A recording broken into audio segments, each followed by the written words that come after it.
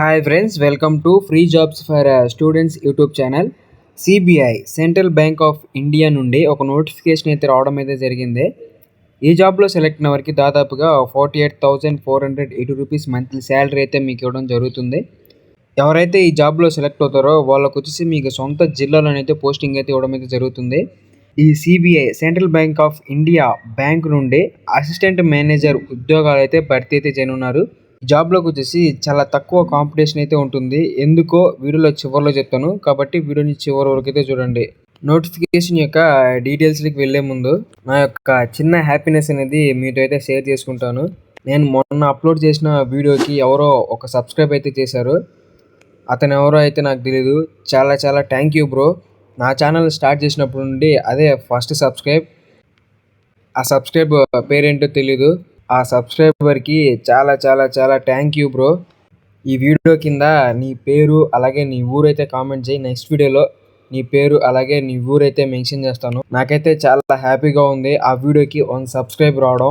ఆ 1 subscriber please bro, నువ్వు ఈ వీడియోకి కంపల్సరీగా ఒక కామెంట్ అయితే చేయి. మీ పేరు అలాగే మీ ఊరు తప్పకుండా అయితే కామెంట్ అయితే చేయండి. ఇంకా నోటిఫికేషన్ యొక్క డీటెయిల్స్కి అయితే వెళ్దాం. ఈ నోటిఫికేషన్ వచ్చేసి 30/1/2025 అనగా జనవరి 13 అయితే రావడం అయితే జరిగింది.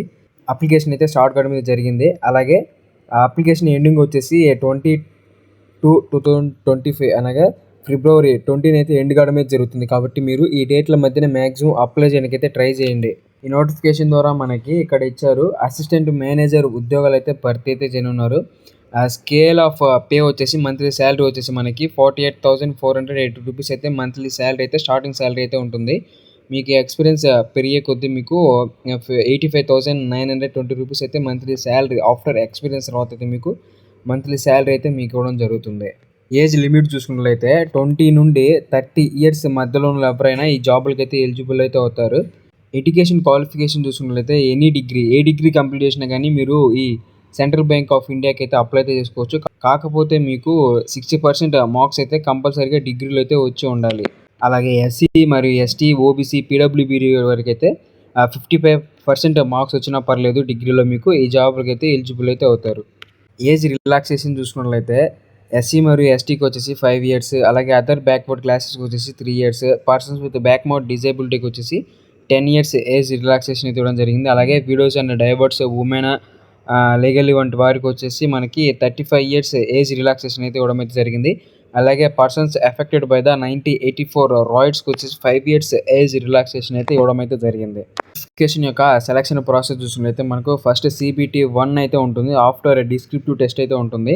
ఈ రెండు ఎవరైతే క్వాలిఫై అవుతారో వాళ్ళకి వచ్చేసి పర్సనల్ ఇంటర్వ్యూ కండక్ట్ చేసి మీకు జాబ్ అయితే ఇవ్వడం అయితే జరుగుతుంది. CBT 1లో భాగంగా మనకి ఎగ్జామినేషన్ ప్యాటర్న్ చూసుకున్నట్లయితే మొత్తం 4 సబ్జెక్టులు అయితే ఇవ్వడం అయితే జరిగింది. English language, quantitative aptitude, reasoning ability, అలాగే general awareness and banking awareness అయితే 4 సబ్జెక్టులు అయితే ఇవ్వడం అయితే జరిగింది.